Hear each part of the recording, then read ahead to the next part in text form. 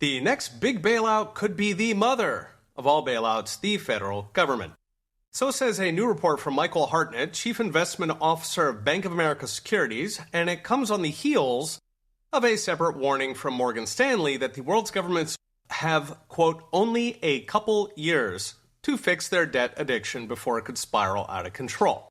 It's worth noting that were this to happen, if major governments are forced to turn to the central bank money printers to fund day-to-day operations, it would dwarf any bailout we've seen since the creation of the Fed. After all, there's north of $100 trillion in government debt, roughly equal to all the money in the world. So forget the 1970s inflation, the 2008 bailouts, even the COVID inflation orgy.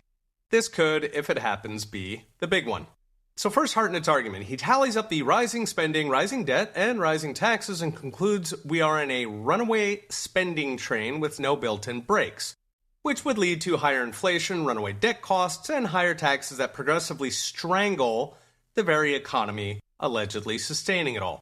So rising prices and shrinking economy reinforcing each other as there's simultaneously more money, yet less stuff being produced for it to chase.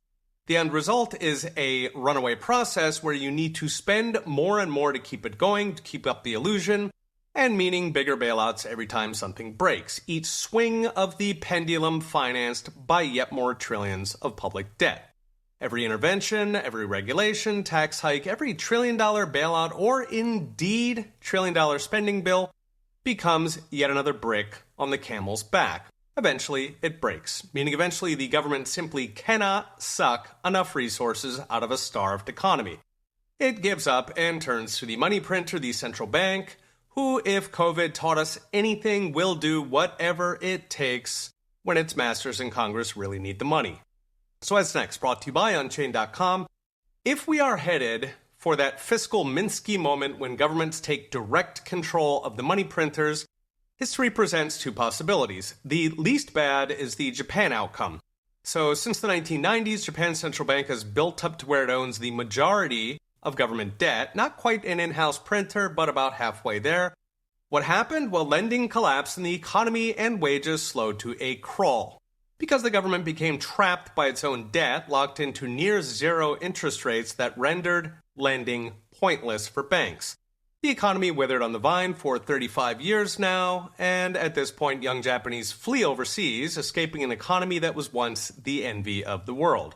So that's the best case. The worst case, as always, is 1920s Germany, Weimar, when the government took full control, printing up every last Reichsmark it craved. That, of course, led to hyperinflation, which destroyed life savings, reduced the middle class to prostitution, if not starvation, and cleaved German society into warring factions, where we know what happened next.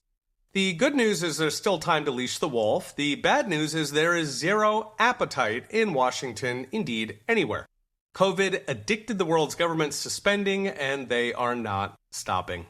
Read the whole article with charts, numbers, and all the gory details at profsaintange.com. Okay, we'll be watching. See you next time.